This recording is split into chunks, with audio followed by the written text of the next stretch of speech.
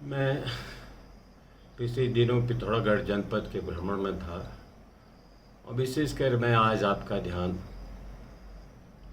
जो हमारा पिथौरागढ़ का सीमांत तहसील है धारचूला, वहाँ पिछले समय काली नदी में एकदम नदी का प्रवाह बढ़ गया। उसके कारण जो नुकसान वहाँ पर हुआ, जो बाढ़ के हालात पैदा हुए और जिसमें कई परिवार उस आपदा के संकट में आ गए। एक दो परिवार का तो सब कुछ तबाह हो गया। 8-10 परिवारों को वहाँ पर से खतरे के कारण कुछ समय के लिए सुरक्षित जगहों में स्थान लेने को मजबूर हो गए। ये बड़े दुख का विषय है। ये धारचूला जो शहर है 2013 से लगातार आपदा की जद में है। काली नदी के प्रवाह से, काली नदी में आए हुए भयंकर आपदा से धारचूला और पार धारचूला नेपाल का शहर है, दोनों प्रभावित है। और हमारे वहाँ का धारचूला, खुतिला गांव और धारचूला कभी भी बड़ी आपदा से का सामना कर सकता है। 2013 की आपदा के बाद सबक लेते हुए निर्णय लिया गया था, तय किया गया था कि काली नदी में तटबंध लगा करके, बाढ़ सुरक्षा के उपाय करके बाढ़ की त्रासदी को, आपदा की त्रासदी को रोकने के प्रयास किए जाएंगे। फिर 2019 में, फिर 20 में आपदा आई, कई लोग प्रभावित हुए, कई लोगों को अपना घर परिवार छोड़ना पड़ा। और अभी हाल ही में पिछले कुछ दिनों में जो खुतिला में जो आपदा आई, उसके लिए बरसात, भारी बरसात तो परिणाम है, लेकिन जो मनुष्यों पर आपदा आई उसके लिए कहीं ना कहीं हमारा जो सरकारी महकमा है, जो संबंधित विभाग हैं और सरकार, दोनों की जिम्मेदारी कहीं ना कहीं पूरी तरह से आती है। पूरे धारचूला शहर हो, हमारे वहाँ हो और नेपाल के उधर हो, काली नदी का जो प्रचंड वेग होता है बरसात में, दोनों उससे प्रभावित होते हैं। और दोनों सरकारों ने, भारत और नेपाल की सरकार ने और हमारे स्थानीय दोनों प्रशासनों ने मिलकर अपने अपने क्षेत्रों में बाढ़ नियंत्रण के उपाय किए। मैं अभी आपको वीडियो भी पोस्ट करूंगा। अगर आप नेपाल की ओर देख रहे होंगे, उन्होंने लगभग अपने धारचूला शहर और जहाँ से बाढ़ आ सकती है, जहाँ से काली प्रभावित करके, उसके 1-1.5 किलोमीटर में पूरी तरह से बाढ़ नियंत्रण के उपाय के प्रयास कर रहे हैं। 1, 2, 3 लेयरों में आप देख सकते हैं।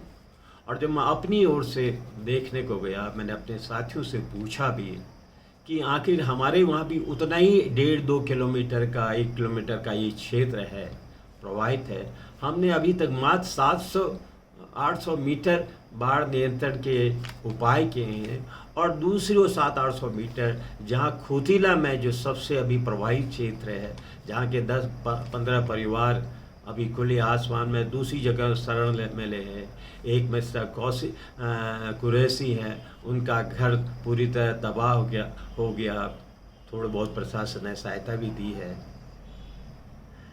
इसके लिए तो जिम्मेदारी आखिर किसकी है? यहाँ बाढ़ नियंत्रण के जो का कार्य अभी तक क्यों नहीं शुरू किया गया? पता चला कि दोनों ओर की योजनाएं थी। खुतिला के इस क्षेत्र से और धारचूला शहर के लिए कम से कम 8-9 करोड़ का बजट बना था, लेकिन सरकारी अधिकारियों ने, सिंचाई विभाग के अधिकारियों ने खुतिले की ओर जो बाढ़ नियंत्रण के उपाय, तटबंध जो किए जाने थे, उसको बिना किसी की अनुमति के, न जिला प्रशासन के से कोई अनुमति ली गई, शासन से ली गई, मालूम नहीं है। वो सारा का सारा पैसा वहाँ से हटा दिया गया। और उसका दुष्परिणाम ये निकला कि जब काली नदी प्रचंड वेग से आई है, उसने हमारे ओर के सिरे को ज़्यादा काटा और 10-15 परिवार आपदा की जद में आ गए और 1-2 परिवार के तो घर पूरी तरह से तबाह हो गए। कल ही सरकारी विभाग की मीटिंगों में जब हमारे साथी विधायक हरीश धामी ने, ज्वाइंट मजिस्ट्रेट धारचूला ने भी सिंचाई विभाग के अधिकारियों से पूछा कि आखिर आपने एक हिस्से में काम किया, दूसरे हिस्से को क्यों छोड़ दिया, तो पता चला कि शासन स्तर से पूरे धारचूला के और खोटीला गांव तक जो तटबंधों को रोकने का डीपीआर बनी थी, लगभग 7-7.5 करोड़ रुपए का आवंटन था, लेकिन उसमें वो 2 हिस्सों में बटा था। एक जो काली नदी में किनारे से घटखोला से एक छोटी सी गदेरा आ रहा है, उस पर भी जो गांव के खोटीला गांव को और धारचूला को जोड़ता है, वहाँ पर भी कटाव हो रहा था।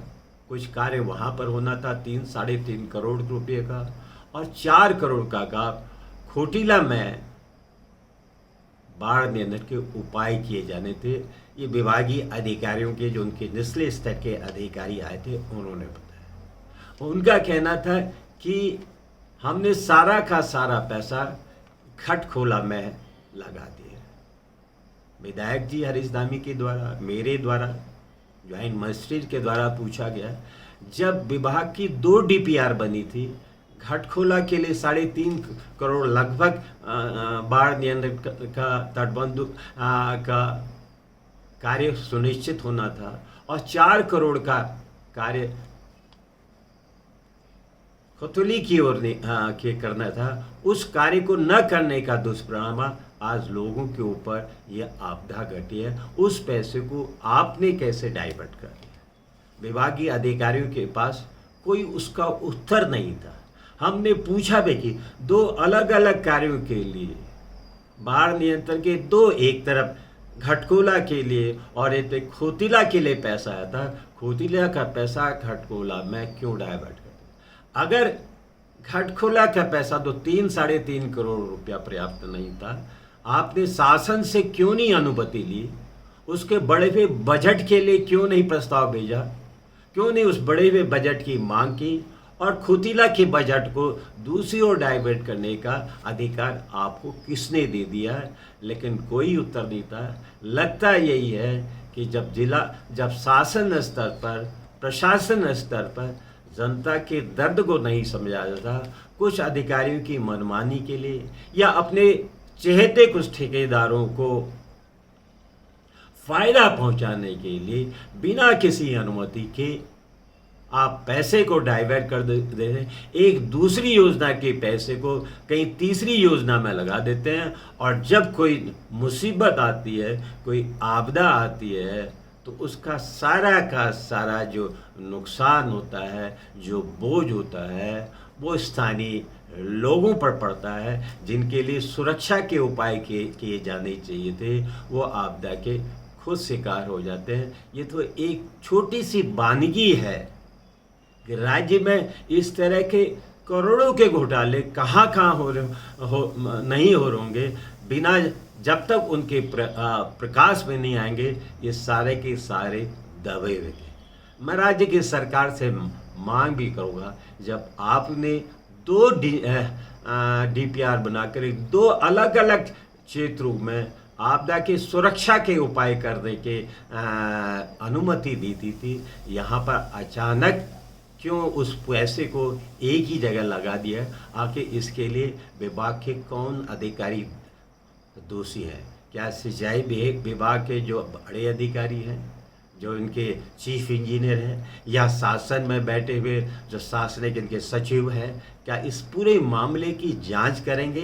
क्योंकि आज अगर हम एक मामले में इस मामले की जांच नहीं करते हैं, संबंधित जो दोषी अधिकारी हैं उनको दंडित नहीं करते हैं, तो जनता के धन का दुरुपयोग लगातार इसी तरह से होता रहेगा। ये तो एक उदाहरण, एक वानगी हमारी नज़र में आई है। एक बड़ी घटना घट गई थी, हम निरीक्षण पर वहाँ पर गए, हमारे साथी विधायक के, प्रशासन के अन्य अधिकारियों पे गए। जनता ने जब ये कहा कि यहाँ का पैसा दूसरी ओर डाइवर्ट करता, खुद स्वाभाविक रूप से मैंने भी प्रश्न किया, जब तक मेरी कोई जानकारी नहीं थी, कि आखिर ये हिस्से को क्यों छोड़ दिया गया, जबकि पार नेपाल की ओर उस पूरे हिस्से को वो अपने बाढ़ नियंत्रण के उपायों के लिए ला रहे हैं। तो इस तरह की घटनाओं की पुनरावृत्ति को रोका नहीं जा सकेगा। पिथौरागढ़ सीमांत जनपद है और लगातार 2013 की आपदा के बाद, केदार की आपदा को तो सब याद करते हैं, लेकिन उसी समय केदार से भी की समान ही बड़ी आपदा ने पिथौरागढ़ करके सीमांत अंचल को बहुत बुरी तरह से प्रभावित करता है। इसलिए हर बरसात में धारचूला और इसके आसपास के लोग दहशत में जीते हैं, कौन सी बड़ी आपदा न आ जाए। और जो प्रबंध होते हैं इन आपदाओं को रोकने के लिए, उनके हाल ये होते हैं कि उसका निरीक्षण करना, उसका सुपरविजन करना, सरकारी धन का सदुपयोग हो रहा है या नहीं हो रहा है, उस ओर प्रशासनिक और राज्य स्तर की मशीनरी का कहीं कोई ध्यान नहीं होता, कहीं कोई फील्ड का निरीक्षण नहीं होता। उसका दुष्परिणाम आज हमारे सामने है। इसलिए राज्य के सरकार को इस कोटिला में हुए आपदा के कारण जो स्थानीय लोगों को नुकसान हुआ, उसको ध्यान में तो लेना ही चाहिए। जो काली नदी हर बरसात में हमारे लोगों को आपदा बन के ऊपर रहे, उसको रोकने के बड़े ठोस उपाय करने की भी आवश्यकता है। लेकिन साथ ही साथ इस तरह के लापरवाह अधिकारियों के खिलाफ भी कार्रवाई करके दंडित करने की आवश्यकता है, जिससे कि सरकारी धन का इस तरह का दुरुपयोग ना हो सके। जय हिंद, जय भारत, जय भीम।